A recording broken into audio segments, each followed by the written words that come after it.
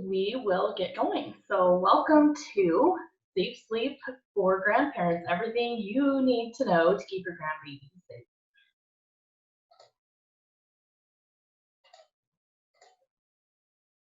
Okay, so welcome to Safe Sleep for Grandparents. A little bit about us. We are Safe Start. We are a 501c3 nonprofit. We rely fully on donations from the public and our grant writing. We don't receive any federal funding.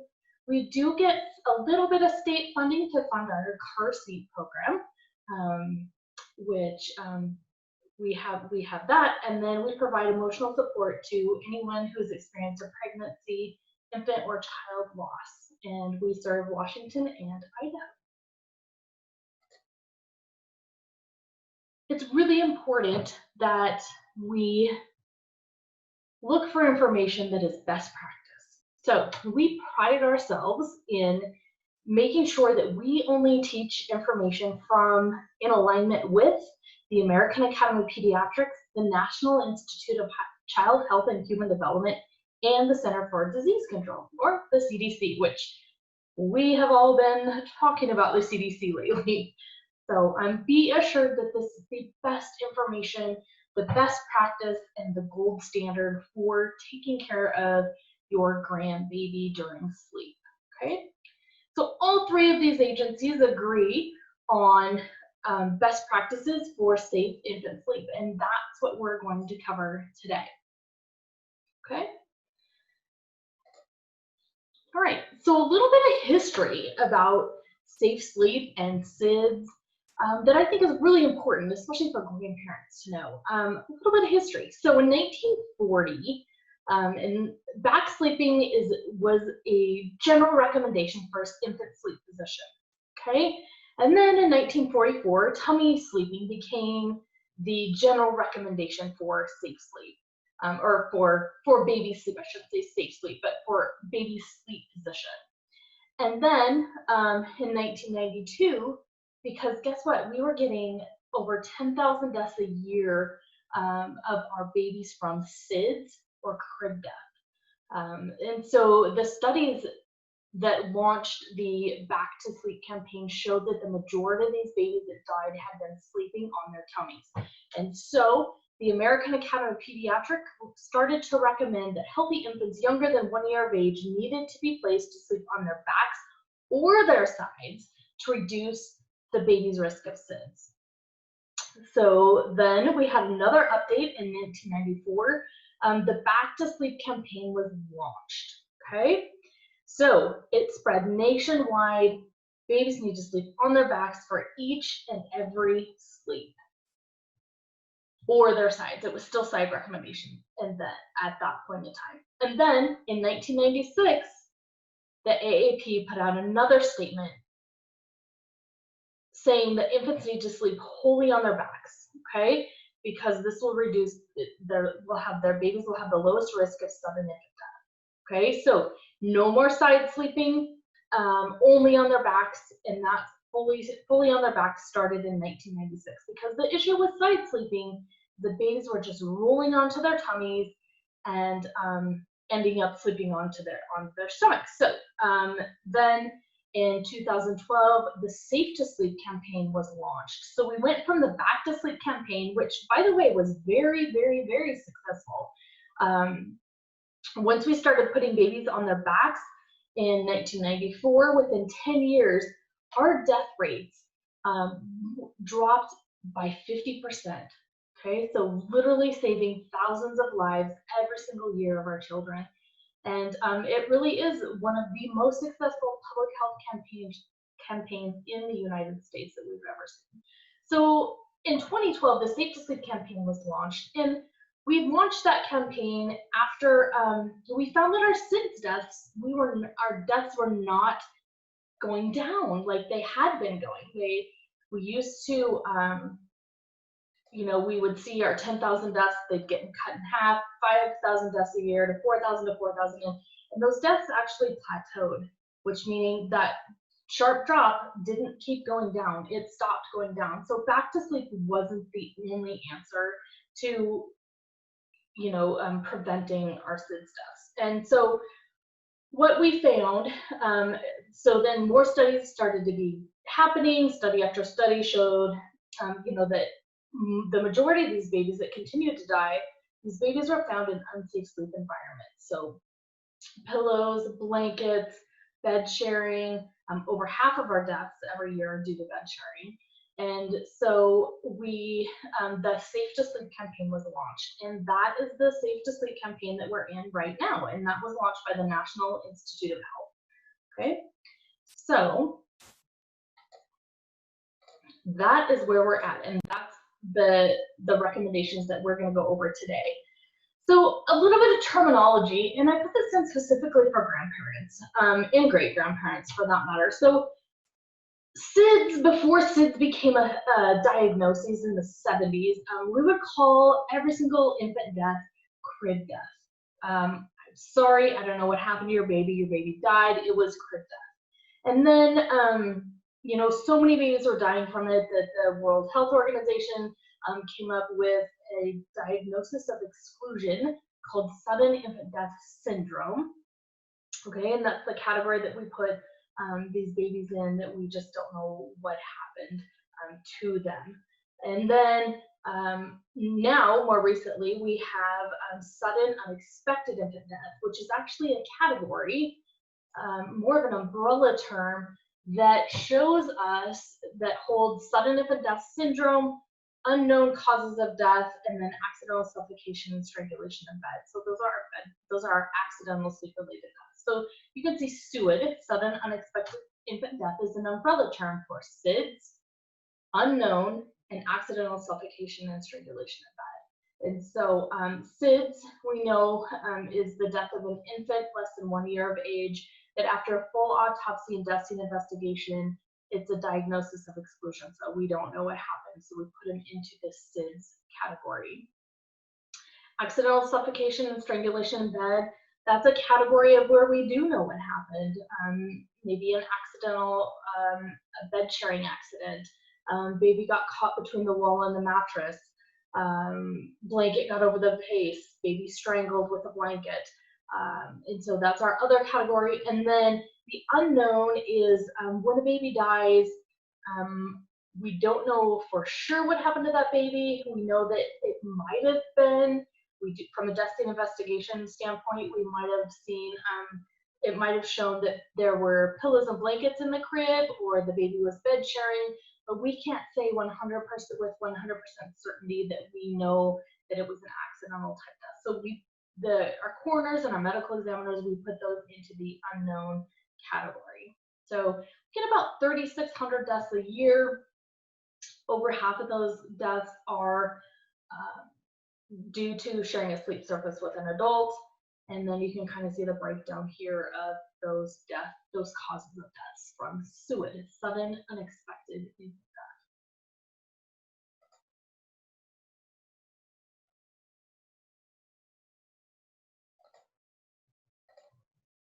Okay, so here's what we know now. We know that we know that over 90% of these deaths of the infant deaths that we get every year are from sudden unexpected infant death. And we know that 90% of these babies have died in environments where unsafe sleep factors were present. Again, so blankets, pillows, bed sharing. We know that we can prevent those deaths. We also know, and research is showing us, that we can lower our baby's risk of SIDS by 80% by following the safe sleep recommendations. So we are going to go over the ABCs of safe infant sleep. So what can you do to protect your grandbaby? We want to follow the ABCs of safe infant sleep until your grandbaby turns 12 months of age. Okay. All right, so the A stands for alone. Babies need to sleep alone in their safe sleep environment. That means in their own crib, bassinet, or pack and play for the first year of life in your room, but not in your bed. Okay.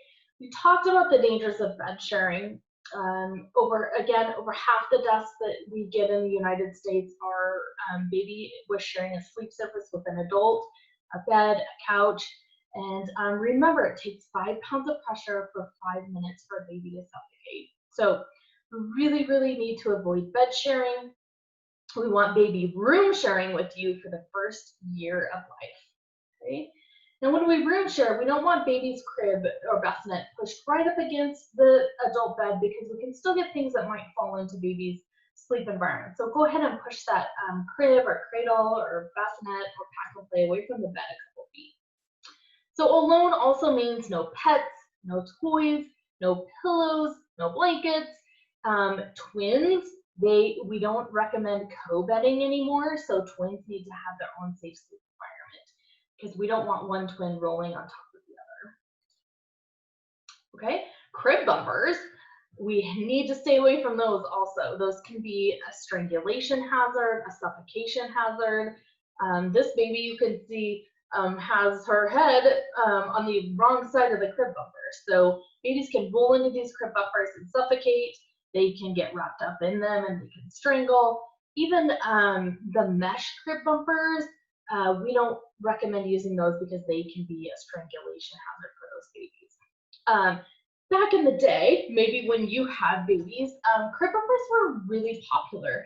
Our cribs really weren't very safe. They are now, if they're manufactured after 2011, they're very safe. But the reason crib bumpers were invented is because the slats on the cribs, on our traditional crib, were way too far apart. And babies would get their heads stuck and their arms stuck and getting severely injured. So the crib bumper was invented. But now our cribs are really safe, our slats are close together, and really will take a bump on a head versus a suffocation or strangulation hazard. Okay, so no more crib bumpers. Okay, so this is a big one for grandparents. No more blankets during sleep. We loose blankets during sleep, okay? So making sure the recommendation is that we use a wearable blanket or no blankets at all, and we regulate the room temperature. A recommended room temperature would be 65 to 72 degrees. We don't want to worry about their hands. Aren't really good indicators of how hot or cold a baby is.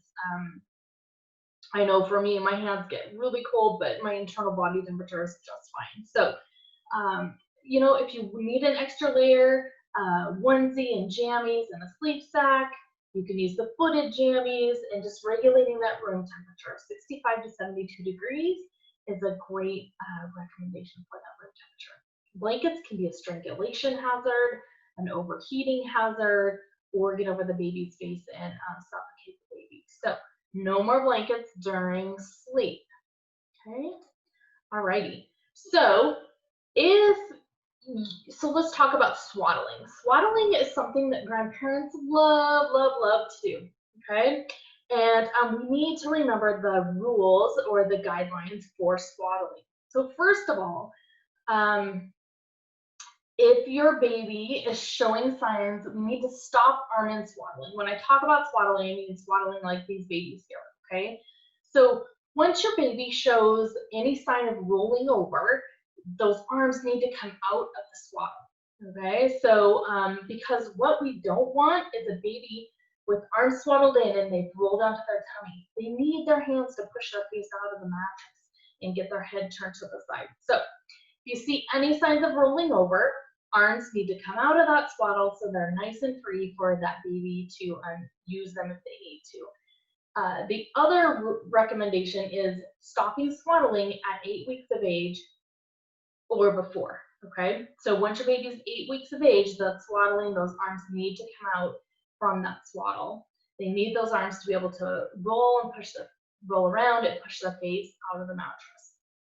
Now, if a lot of our sleep sacks, our newborn size sleep sacks from Halo actually have a swaddle piece on them, and it's already attached on the back. It has a nice Velcro that we're able to swaddle not too tight and to constrict their breathing, or you can swaddle underneath their armpits and their arms will still be free. Okay, so Swaddling might help soothe your baby. It just depends on your baby. Some babies would rather suck on their hands than have their arms swaddled in. But if your baby needs to be swaddled for sleep, and as the last resort, you can use a light blanket. You can swaddle it chest level, not up over the shoulders, not up over the head, for that baby for swaddling for sleep. If your sleep sack isn't available and that baby's younger than 8 weeks of age and not showing any signs of rolling over, you may use a light blanket to swaddle at chest level.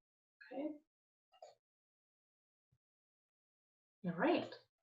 So babies need to sleep alone on their back to sleep, and we covered that the back to sleep campaign. The reasons why we want babies sleeping on their backs is because when they sleep on their tummies, their face is right near the mattress, and we want to get those faces away from the mattress, and they can do that much more easily when they sleep on their backs. Babies who sleep on their tummies tend to overheat more easily. That heat tends to cool in that core area of their body, versus when they're on their back, that heat can be distributed much more evenly when they're sleeping on their backs. Okay, so we want our babies sleeping on their backs. We don't want to use any sort of device that keeps them on their back or straps them on their back.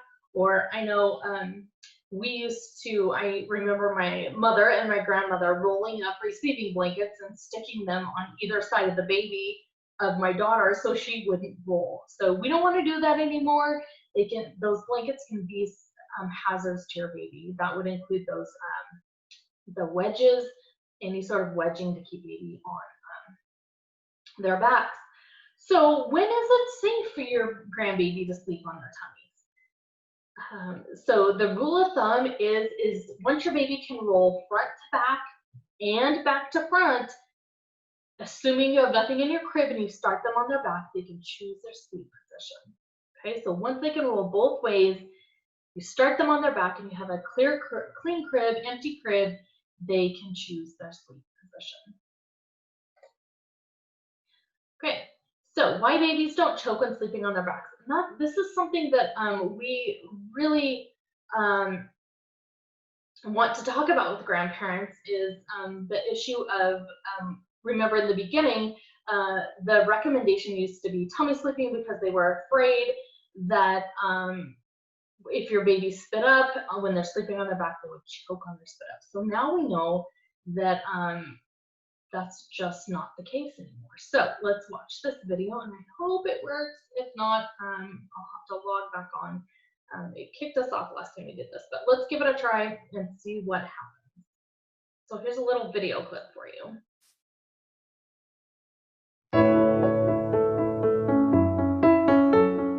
Hi, my name is Gail Bagwell, and I am an advanced practice nurse here at Nationwide Children's Hospital, and I'm going to talk to you today about why babies don't choke when lying on their backs.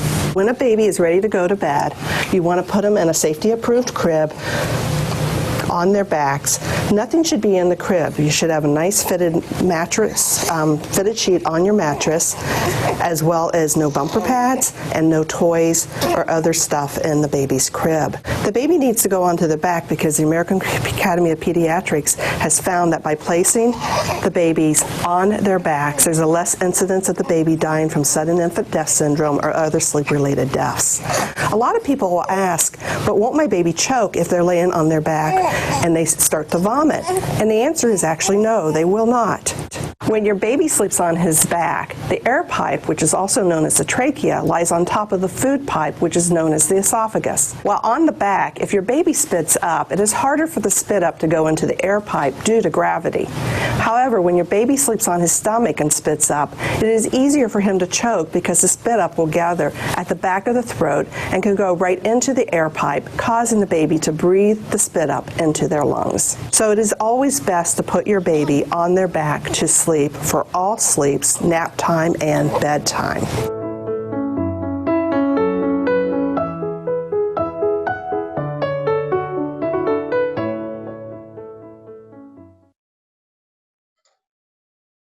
Okay, so what we know, basically, when your baby sleeps on its stomach and baby spits up, it can suck that spit up right back down into their lungs and asphyxiate.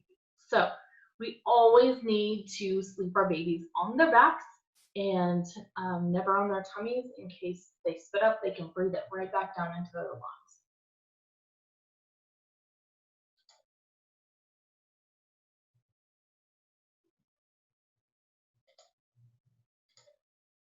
Okay, so another question that we get is a lot is about, well, what about incline sleep? And we know that a lot of times we get questions, well, my baby spits up a lot, so if I sleep him at an incline, that'll help with reflux.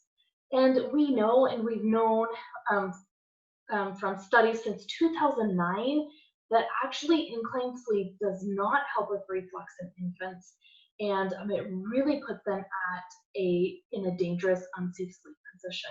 What happens with incline sleep? You can see this illustration here. You can think of your baby's airways as the diameter of a straw. Your baby's airways are soft, they can be pinched easily, and what happens, remember, babies' heads are big and heavy, and they don't have really strong neck muscles, and so what happens on inclined sleep is that baby's head can fall forward or to the side and pinch their airways so they can't breathe. Okay, so a flat, firm surface is what's recommended for every single sleep to keep that airway, and you can see this middle part right here, to keep that airway nice and open. And this illustration over here is just showing how why it's important to hold our hands behind the baby's head to hold, to help make sure so that baby airways don't get pinched from being hyperextended. So a nice flat firm surface for every sleep, never sleeping at an incline. They can slide down to the bottom of the crib, get in an unsafe sleep position. So flat firm surface for every single sleep, never at an incline. Okay, so alone, back, and C is for crib. Baby sleep safest in a safety-approved crib, pack and play bassinet, or cradle. So let's go over some recommendations. So if you're using a cradle or a bassinet or a pack and play, which is a portable crib, it needs to be manufactured after 2014 to meet current safety standards set by the Consumer Product Safety Commission. So if you have a cradle, I know in our family we have an old cradle that's been through generations. Please don't let the grandbabies sleep in those. They don't meet current safety standards. So maybe the mattress is much too soft. Usually I remember ours was made out of foam. Put baby in, take a picture. Lots of pictures are great, but just don't let them sleep in that cradle, okay? Or bassinet or pack and play if it's made before 2014. So all of our cribs to be safe and meet current safety standards need to be made after June 28th of 2011. Much rigorous safety standards were put in place with our cribs. Slat strength, mattress support durability, got rid of those drop side cribs that were so absolutely dangerous and sometimes deadly. Rigorous testing, safety testing has to be done on our cribs, and then our hardware has to be stronger and meet rigorous safety standards. So if you're picking out a mattress for a crib, you need to make sure it's nice and firm and it fits nice and tight in that crib. You don't want to use any sort of mattress with any memory foam, memory foam you definitely need to stay away from. Nice, firm, fitted mattress. So the mattresses and the bassinets and the pack and plays, just use what comes with that bassinet or pack and play. Don't add any supplemental mattress to make it softer. Because remember, with the soft surface, we get chin to chest issues and can pinch off the baby's airway. Or if they roll, they can get their face right into that soft mattress. So stay away from any extra padding in a baby's sleep environment. And we want to cover that mattress with a tight fitted crib sheet, and that's it. Okay, so let's review what your grandbaby's crib should look like for every single sleep. No pillows, blankets, toys, or pets. A firm mattress with a fitted sheet. Dress your baby in light clothing or a sleep sack. Making sure nothing covers your baby's head. So no more hats during sleep. They can be an overheating hazard. They can fall off and get over baby's face. No headbands during sleep. Nothing should be on that baby's head. No hoods, nothing like that, because those can all be hazards for your baby. And then, of course, always back to sleep for every single sleep. Okay, the ABCs, so we have the S, we have smoke-free air. Babies need to be kept away from all cigarette, marijuana, and vape smoke. Maternal smoking carries the babies have a 3 times greater risk of dying from sudden infant death. And then secondhand smoking, babies exposed to secondhand smoke have a 2.5 times greater risk of sudden infant death. All right, so a little bit on product safety. It's really important to know that there's a ton of things out on the market right now, marketed for grandparents and parents, and that just aren't safe. And so I want to go over some frequently asked questions about these products that we get at all of our classes. And remember that just because it's sold doesn't mean that it's safe. Okay, so we talked about these earlier. These are the wedges. We want to make sure that we do not use these.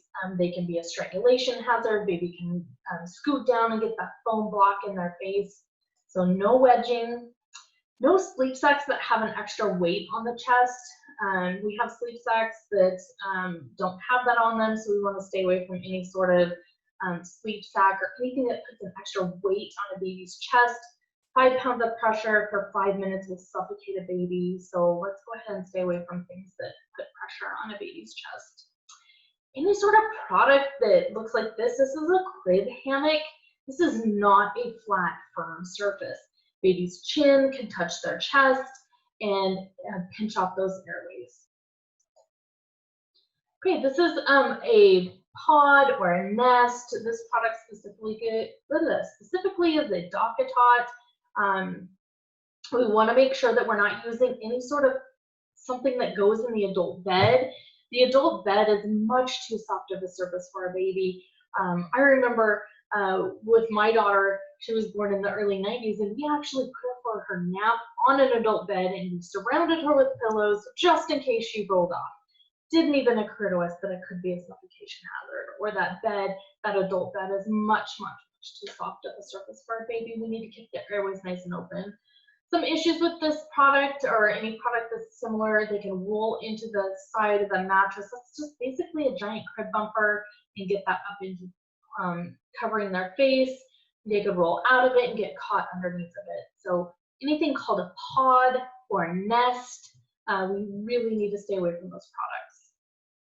This is called an amber teething necklace, and the Consumer Product Safety Commission actually put out a warning, an official warning against using these because they're a strangulation hazard, and if they come off, they can become a choking hazard. And so we need to stay away from these. The theory behind them is that when the amber heats up from the baby's body heat, it releases an anti-inflammatory to help with teething pain.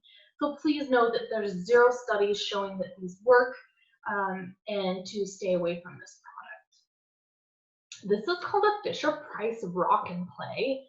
Sometimes they're called sleepers or nappers, and as you can see, there's incline sleep right here. So again, the issue of chin to chest, rolling into the side of that fabric, these have actually been recalled. There's over 80 reported deaths in these, and so we don't even want to have a wake time in these. They are recalled. So nappers, sleepers, rock and plays, you need to stay away from. Any product that comes with a buckle to hold a baby into it, the manufacturer puts that on there because it can be there's a falling hazard, and when there's a falling hazard, we definitely can tell that there's going to be some sort of incline. All right, so over-the-counter monitors, the American Academy of Pediatrics warns against using these. They don't want parents not following safe sleep and relying on a monitor, so causing a false sense of security. So maybe baby really likes to sleep in its swing, which is inclined sleep. So we're going to put this monitor on, and you know, make sure that it'll go off. It'll put an alarm out if my baby stops breathing. So please do not rely on these monitors for safe sleeping to keep your baby safe. Always follow the safe sleep recommendations. So this is a pack and play or a portable crib. I want to tell you that this is great. We love these. They're super safe. But if they come with anything extra on the top, like a changing table or a napper, sleeper, plaything on top, just know that those are not going to be safe for sleep. It's okay for awake time, but just not for nap time. And this is the pack and play. Remember, I talked about adding an extra mattress to that. And we don't ever want to add an extra mattress. The mattress that comes with these is perfectly safe. It's firm, it's great. We love these pack and plays. In fact, we have a program for families who don't have a safe place for their baby to sleep, and all they have to do is not be able to afford one, not have something currently for the baby to sleep in, and take our class, and we're happy to help with one of those for families. Okay, so baby wearing. So we want to make sure that babies are not in the sling position like this. This causes our chin to chest issues. We want to make sure baby is upright, and you can bend it's called kissing the top of their head. So we want baby upright, and you can bend down and kiss the top of their head. That is the safest way to use a front pack, okay? All right, so swings can be an issue also, chin to chest. Again, there's that buckle. So that's going to be your red flag that this is not going to be a safe product for sleep. If baby falls asleep in a swing, they need to be moved out immediately to their crib, or of course you can always hold a sleeping baby if you're awake and alert. So this is a bouncy seat. In fact, if you can see the issues right here, that baby's sleeping at an incline, you can see the chin to chest already right here. So please, if they fall asleep in these bouncy seats, we need to take them out and put them in a safe sleep environment.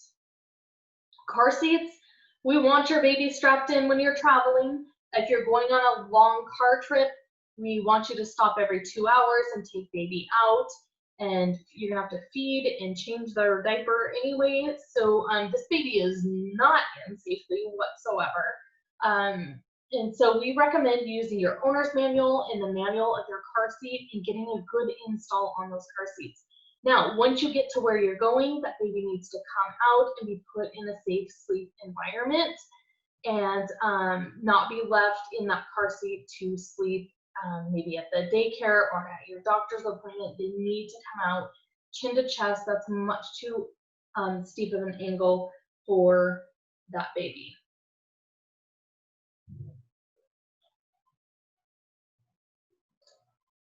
Okay, so boppy pillows or nursing pillows, these can be a suffocation to baby. You can see again, chin to chest, that baby rolls. They can get their face into that pillow, as you can see in the picture on the left. They can get caught up underneath those pillows. These pillows are great for what they're intended for, which is to help aid in nursing and tummy time even, but no sleeping on pillows. All right, so pacifiers are actually recommended. They help baby not fall into that deep sleep, and they keep them more alert during sleep. So we want to, but there are some safety tips. We want to make sure that you introduce that pacifier once breastfeeding has been established. If you're bottle feeding, you can introduce that pacifier at any time. Okay, so we want to make sure that we're not using any pacifier with a stuffed animal stuck to the end of it.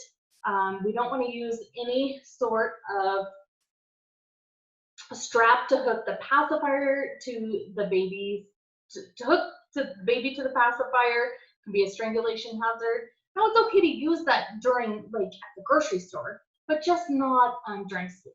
Okay, so this is a great picture on the right hand side of what a safe sleep environment looks like with a baby using a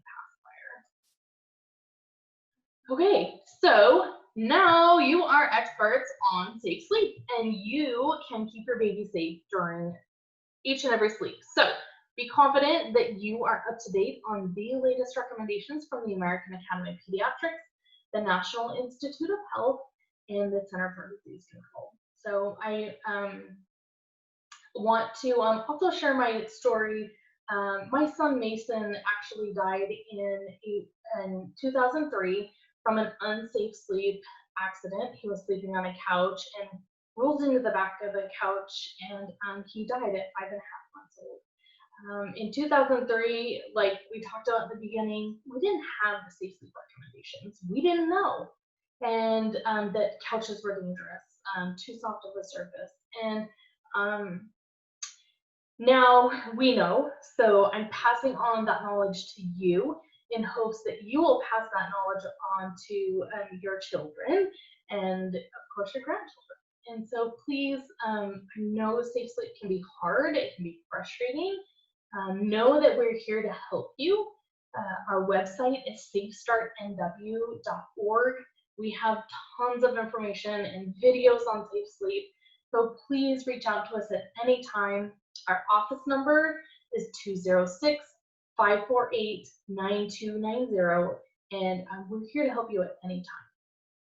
And I want to end our class with a video from our friends at Cincinnati Children's Hospital in combination with our good friends at Charlie's Kids.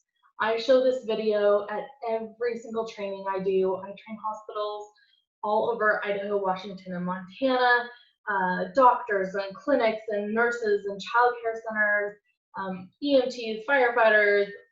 We do tons and tons of training. And so I show this video because of its incredible impact that it will have on you and your family. So I'm going to end our presentation after this video, but please reach out to us at any time with any questions, as we are happy to help. So let's go ahead and show this little video, and then we are done.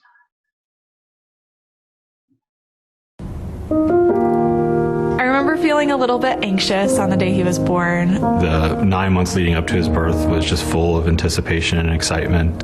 It was just so thrilling, and I mean, it was scary, but she was perfect. 10 fingers, 10 toes. When he was born, it was just amazing to hear his cry and see his face. Oh, the coolest thing was just how in love I was with him. I didn't have any worries besides what diapers I was going to choose. Everything was great. She was beautiful.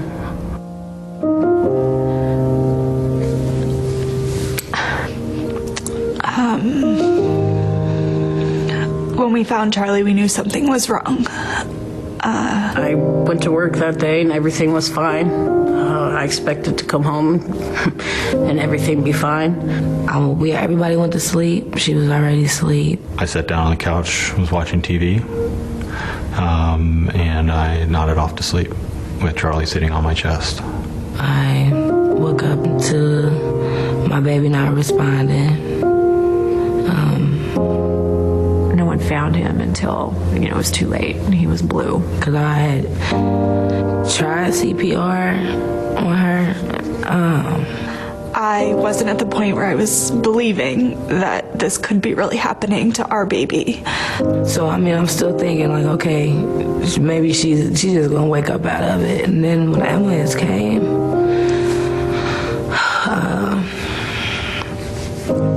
I learned that it was a co-bedding accident where her father fell asleep with her on the couch and she was accidentally smothered. It wasn't until we had to make the call to stop CPR that I knew that he was gone. When my daughter passed away, every dream and hope that I had for her also was gone. Even though my wife was a kindergarten teacher and I'm a pediatrician, it happened to us, and it can happen to anyone. You blame yourself. You go through what is and why, but we know that there are things that you can do to lower your risk for SIDS deaths. The baby must sleep alone. I always sleep on her back, and I always sleep in the crib. ABC is a great way to remember it. Alone back crib. A stands for alone. The baby needs to be in their crib without bumpers and blankets and stuffed animals. Yeah, a lot of parents say that I've had, 3 children already. They've slept in bed with me. This was really beneficial for mom bonding to baby. But the evidence suggests that it's not safe.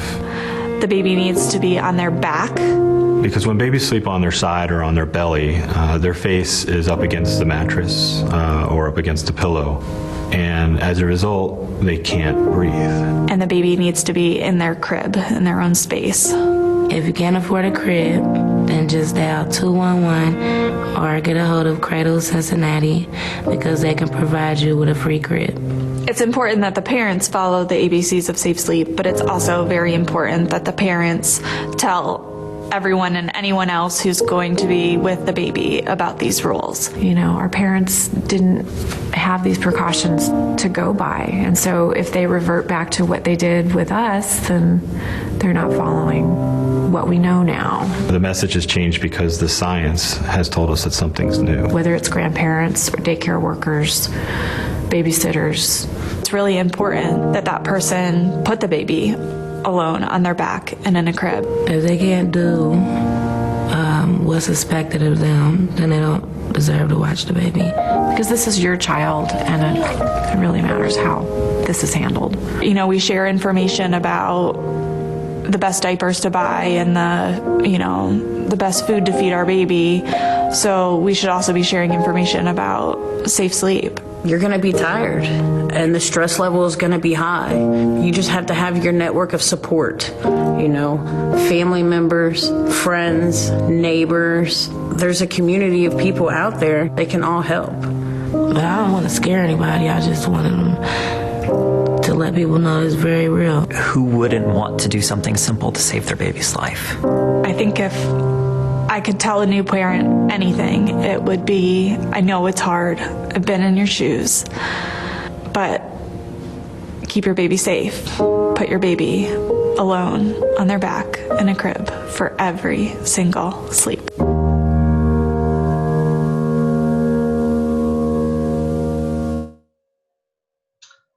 Okay, so quite the video. It's very impactful, very powerful. Just remember, safe sleep is hard, but your baby is worth it. And that's a quote from Charlie's Kids that we live by every single day. If you ask myself or Dr. Hankey and Laura, his wife, we will tell you it is much easier to follow safe sleep than to live without your baby, grandbaby. So thank you for joining me tonight, and I hope you enjoy the weekend and enjoy those grandbabies. Congratulations.